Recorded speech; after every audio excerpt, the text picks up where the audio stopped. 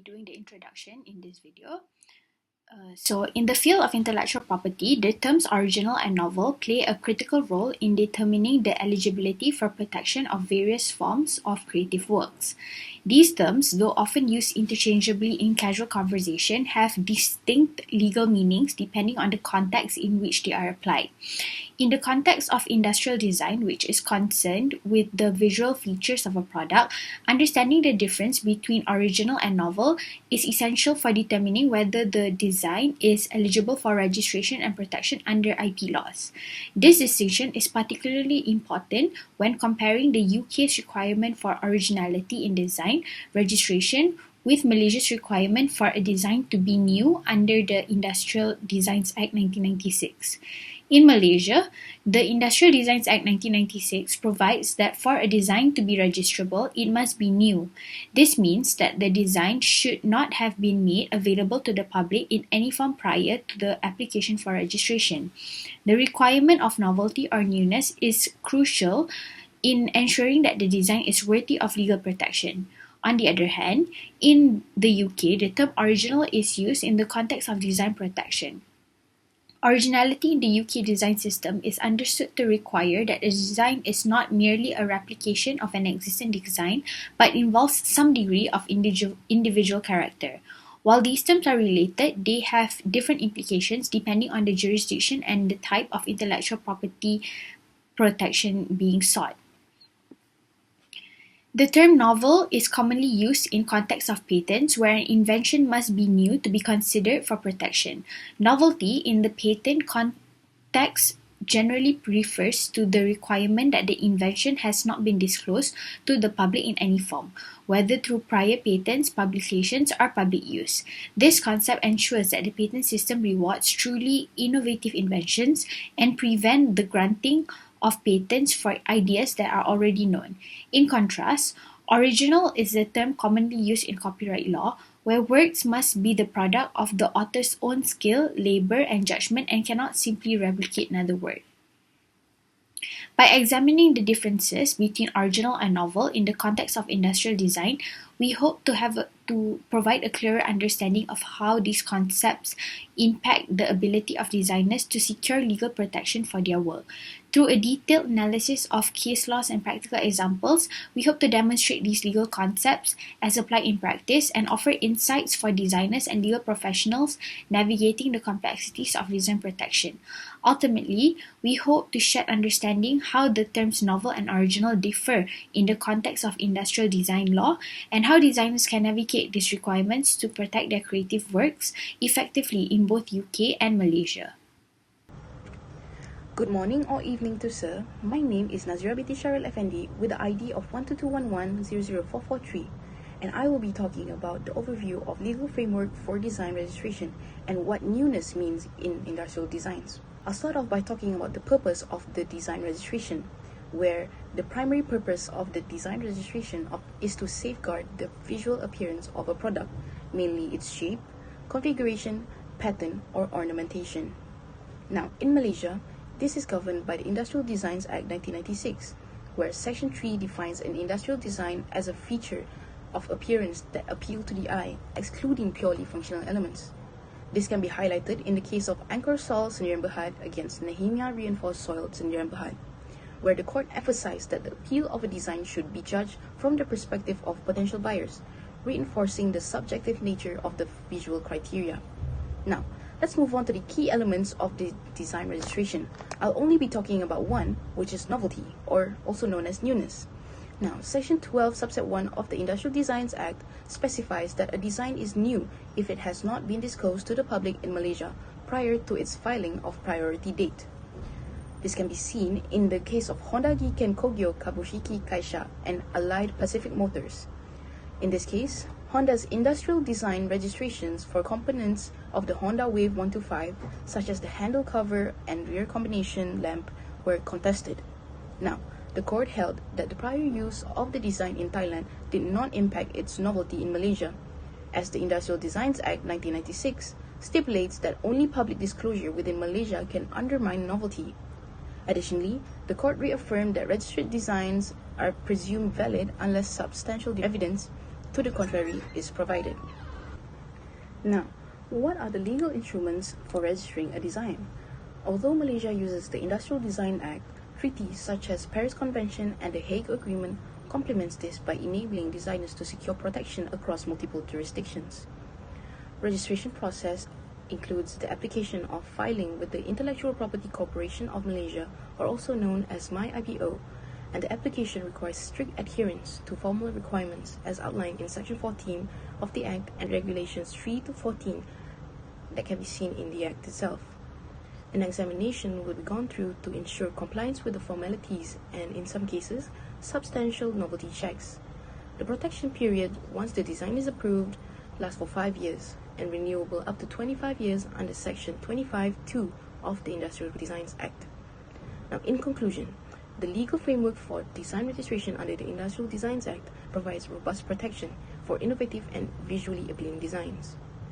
Now that we have discussed about the significance of the design protections, I will now be passing the floor to the next person to discuss whether a modified design is considered a new design. Thank you very much.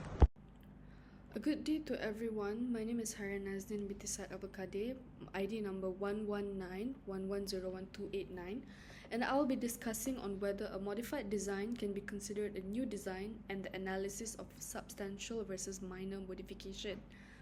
The question on whether a modified design can be considered a new design requires an analysis of the distinction between substantial and minor modification. This distinction is crucial in determining whether a design qualifies for protection under industrial design law. Substantial modifications involve changes that significantly alter the overall visual impression of the design, creating something recognizably distinct from the original. Minor modifications, on the other hand, are typically superficial adjustments that fail to establish a new identity for the design and often fall short of the criteria for newness. In the United Kingdom, the interpretation of substantial modifications is closely tied to the dual requirements of novelty and the individual character under its design laws. A modified design must not only be novel but produce a different overall impression on the informed user when compared to prior designs. This standard was emphasized in the case of PepsiCo Incorporated versus Grupo Promen monographic, where PepsiCo's design was invalidated due to its similarities with an earlier design. Despite some differences, the court found the overall impression of the design was not distinct enough to qualify as new. In Malaysia, the Industrial Designs Act 1996 adopts a less stringent standard, focusing solely on the criterion of newness. Under this framework, a design is considered new as long as it's not been previously disclosed to the public. This allows for minor modification to qualify as new designs, provided that they introduce some discernible change that has not publicly revealed.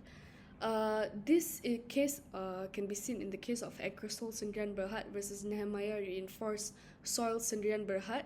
Illustrates this approach where the court acknowledged that even minor differences in the design could suffice for registration if they resulted in a noticeable visual impact. This flexibility benefits creators by allowing them to secure protection for iterative changes, though it also increases the likelihood for overlapping rights and potential disputes.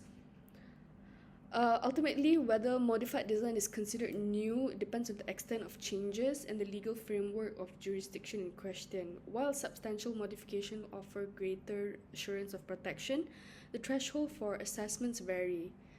That is all from me. Thank you so much. Hi, my name is Harish Aljodi, and now I'm going to be speaking to you about the advantages of registering a modified design as a new design. So firstly, it is because of its enhanced commercial value. In relation to intellectual property law, under the intellectual property law, registered designs are protected as exclusive assets, adding significant value to a company's product portfolio. For registered design, registration creates a distinct identity for the new iteration, ensuring its protection and enabling owners to market it as an improvement over the original. By registering a modified design, companies signal innovation and quality to consumers. This makes the design more appealing in a competitive markets and enhances the perceived value of the product, offering greater marketability and potential for higher revenue streams. Secondly, its ability to litigate. So design registration confers legal rights to pursue infringers, safeguarding against unauthorized use or imitation. With a modified design registered, the owner can defend the innovation and any incremental changes made to improve functionality or aesthetics. So, rights granted by design registration actually provide robust grounds for litigation. For example, if a competitor copies the modifications without authorization, the design owner can take legal action to protect their market share. So, this particular crucial industries where counterfeiting and imitation are rampant, such as fashion industry, the technology, and consumer goods. So the third one is product differentiation. In relation to intellectual property law, a registered modified design receives documentation and certification of its originality, distinguishing it from its competitors' products. IP law actually emphasizes novelty as a criterion for design registration, allowing companies position their products uniquely in the market. So companies can actually highlight specific improvements or features as proprietary, leveraging them to gain a competitive advantage. So the fourth advantage, the ability to license out the design. So under the intellectual property law, registered designs including modifications are considered intangible assets that can be licensed to third parties. Licensing agreements enable companies to monetize their designs. So for modified designs, the ability to license ensures that the innovation generates revenue through royalties. It also allows design owners to collaborate with manufacturers across distributors from different jurisdictions. So there's also fair market competition. Registering modified designs promotes fair competition by ensuring that only original protected designs gain a competitive edge. When modified designs are registered, it discourages imitation and forces competitors to innovate independently. So there's also a return of investment, which is the last advantage I'm thinking about. A modified design adds incremental value to the portfolio, showcasing the continuous improvement and innovation. So from intellectual property lawyer's perspective, the commercialization rights granted to a registered modified design enables the owner to maximize the returns through exclusive sales, licensing, or franchising. This leads to a significant increase of ROI. Hi guys, my name is Lim Zanvik and I'll be presenting on the disadvantages of registering a modified design as a new design. Registering a modified design as a new design has several potential disadvantages, namely higher in cost, redundant effort, limited protection if deemed insignificant, potential confusion, as well as strategic risks. First of all, let's look into the first point, which is higher in cost. This is said so because registering a new design involves additionally filing fees, which could increase the overall cost. Not only that, preparing a new design application often requires legal or professional assistance, adding to expenses. Redundant effort will be my next point, as it is said so due to duplicating processes frequently occurring. For example, if the modification is minor and does not significantly differentiate the design, registering it anew may result in unnecessary administrative work. Moving on, there is said limited protection if deemed insignificant. A design that only involves minor changes might not meet the threshold for registration as a new design, leading to rejection by the relevant authority. Thus, there's a high risk of rejection. Not only that, it is also well known for its weak legal standing. In certain circumstances, even if registered, the new design may not hold up in disputes if it is considered too similar to the original design. Furthermore, potential confusion will also fall under the disadvantage of registering a modified design as a new design. Brand dilution, such as having multiple similar designs registered, could confuse consumers, affecting brand identity and customer loyalty. Additionally, internal complexity by managing rights for multiple similar designs can complicate licensing and enforcement strategies.